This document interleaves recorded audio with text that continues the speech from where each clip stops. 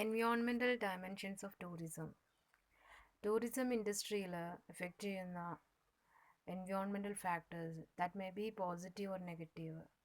First of all discussed positive impact, direct financial contribution.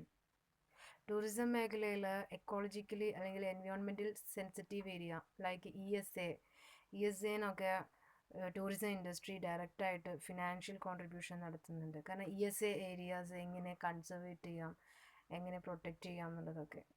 Second, contribution to government revenue. Tourism ഇൻഡസ്ട്രിയിൽ ഗവൺമെൻറ്റിലേക്ക് നല്ലൊരു revenue കിട്ടുന്നുണ്ട്. That's like fees, income tax, taxes on sales, licence fee for various activities to government. Third, improved environmental management and planning. Sound environmental management of tourism facilities lead to benefit to natural environment through environmental management and planning of tourism prevent damaging of natural resources. അതായത് natural resource protect ചെയ്തുകൊണ്ട് അതിനെ maximum utilise ചെയ്യാതെ soil ആയിക്കോട്ടെ, air ആയിക്കോട്ടെ, water ആയിക്കോട്ടെ, അതിൻ്റേതായ രീതിയിൽ നിലനിർത്തിക്കൊണ്ട് തന്നെ ടൂറിസം ഇൻഡസ്ട്രി മുന്നോട്ട് പോകുന്നുണ്ട്. Tourism industry that may be more influence on nature and they are focused on natural protection and natural resources are minimized use. അപ്പോൾ ഏറ്റവും കൂടുതൽ നേച്ചറിനൊക്കെ ഇമ്പോർട്ടൻ്റ് കൊടുത്തിട്ട് നേച്ചറൊക്കെ അതിൻ്റേതായ രീതിയിൽ നിർത്തിക്കൊണ്ട് നമ്മൾ ടൂറിസം ഇൻഡസ്ട്രി ഒരുപാട് പ്രൊമോട്ട് ചെയ്യുന്നുണ്ട്. നമുക്കറിയാം പഴയ കാലത്തൊക്കെ അർബൻ ഏരിയാസിലൊക്കെ ആയിരുന്നു സ്റ്റേയിങ്ങും ടൂറിസം ഇൻഡസ്ട്രിയൊക്കെ വളർന്നു വന്നിരുന്നത്. ഇപ്പോൾ റിമോട്ട് ഏരിയയിലാണ് എല്ലാവർക്കും വേണ്ടത്.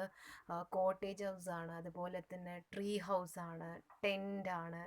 അങ്ങനെ നേച്ചറിൽ തന്നെ സ്റ്റേയിങ്ങിന് സെറ്റാക്കുക, മറ്റുള്ള ഡിസ്റ്റർബൻസ് ഒന്നും ഇല്ലാതെ നേച്ചറിന് കോട്ടം പറ്റാത്ത രീതിയിലുള്ള സ്റ്റേ അതുപോലെ ഹോട്ടൽസൊക്കെ പ്രൊവൈഡ് ചെയ്യുന്നതാണ് ഇപ്പോഴത്തെ ഒരു ട്രെൻഡ്.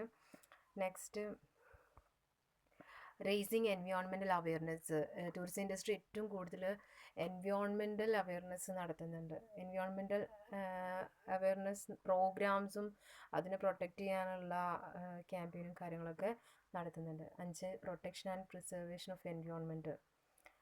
പ്രൊട്ടക്ഷൻ അത് ബയോളജിക്കൽ ഡൈവേഴ്സിറ്റി, അതുപോലെ സസ്റ്റൈനബിൾ നാച്ചുറൽ റിസോഴ്സ്, ബയോളജിക്കൽ ഡൈവേഴ്സിറ്റിക്ക് അതുപോലെ നിലനിർത്തിക്കൊണ്ട് തന്നെ ടൂറിസം ഇൻഡസ്ട്രി പ്രൊമോട്ട് ചെയ്യുന്നുണ്ട്. നെക്സ്റ്റ് ആണ് നെഗറ്റീവ് ഇമ്പാക്റ്റ്. നെഗറ്റീവ് ഇമ്പാക്റ്റ് എന്ന് പറഞ്ഞാൽ ടൂറിസം കൊണ്ട് എന്തൊക്കെയാണ് നേച്ചറിന് വന്നിട്ടുള്ള കോട്ടങ്ങൾ.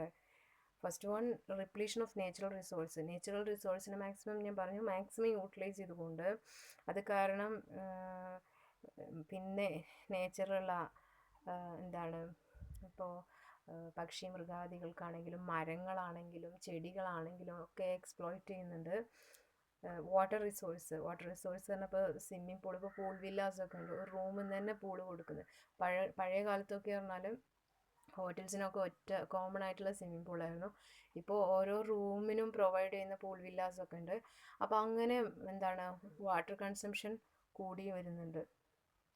നെക്സ്റ്റ്, ലോക്കൽ റിസോഴ്സിനെ യൂസ് ചെയ്യുന്നുണ്ട്. Tourism also utilize local resources such as energy, food and other raw materials.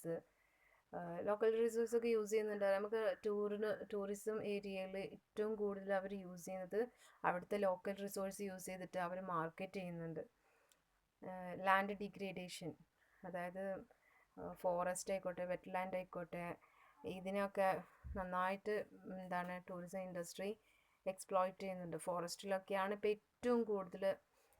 Forest തന്നെ 3 ലെയറായിട്ടാണ്, ബഫർ സോണ്, കോർ സോണ്, അങ്ങനെ ടൂറിസം ട്രൈബ്സിന് പറ്റിയ ഏരിയ, അതിനുള്ളിൽ മൃഗങ്ങളാണ്, അങ്ങനെ ഓരോ സോണാക്കി തിരിച്ചിട്ടുണ്ട് ഫോറസ്റ്റൊക്കെ. അപ്പോൾ ആ ഫോറസ്റ്റൊക്കെ എക്സ്പ്ലോയിറ്റ് ചെയ്യുന്നുണ്ട്. അപ്പോൾ എല്ലാവരും ആഗ്രഹിക്കുന്നത് ഫോറസ്റ്റിനകത്ത് അല്ലെങ്കിൽ ഫോറസ്റ്റിൽ ട്രീ ഹൗസിലൊക്കെ സ്റ്റേ ചെയ്യാനാണ്.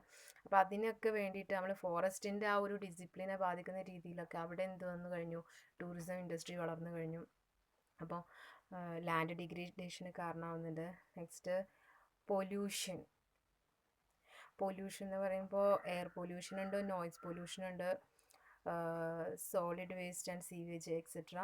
എയർ പൊല്യൂഷൻ എന്ന് പറഞ്ഞാൽ നമുക്കറിയാം വായു മലിനീകരണം, അത് കാരണം നമുക്ക് ആസിഡ് റെയിൻ ഒക്കെ കാരണമാവുന്നു, ഗ്ലോബൽ വാർമിങ്ങിന് കാരണമാവുന്നു.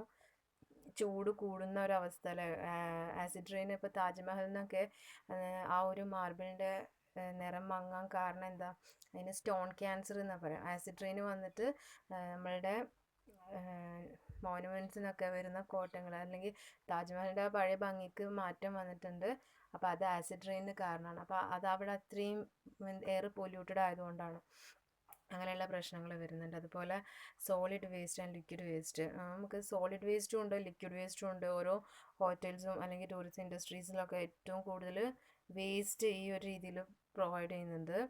അപ്പോൾ അത് നമ്മളുടെ നാട്ടിലുള്ള പുഴകളെയും അതുപോലെ തന്നെ റോഡ് സൈഡിലുള്ള ഈ ഡ്രെയിനേജിലൊക്കെ പറഞ്ഞാൽ അത്രയും വേസ്റ്റ് കുന്നുകൂടി കിടക്കുന്ന ഒരവസ്ഥ വരുന്നുണ്ട്. അതായത് ഹോട്ടൽ ഇൻഡസ്ട്രിക്കൊക്കെ ഒരുപാട് ഇമ്പാക്റ്റ്, പോസിറ്റീവ് ഇമ്പാക്റ്റ് ഉണ്ടെങ്കിലും നേച്ചറിന്, അതുപോലെ തന്നെ നെഗറ്റീവ് ഇമ്പാക്റ്റും വന്നിട്ടുണ്ട്. Next sewage waste. Sewage waste പറഞ്ഞാൽ സീവേജ് പൊല്യൂഷൻ, അതായത് ഹ്യൂമൻ ഹെൽത്തിനും ആനിമൽസിനൊക്കെ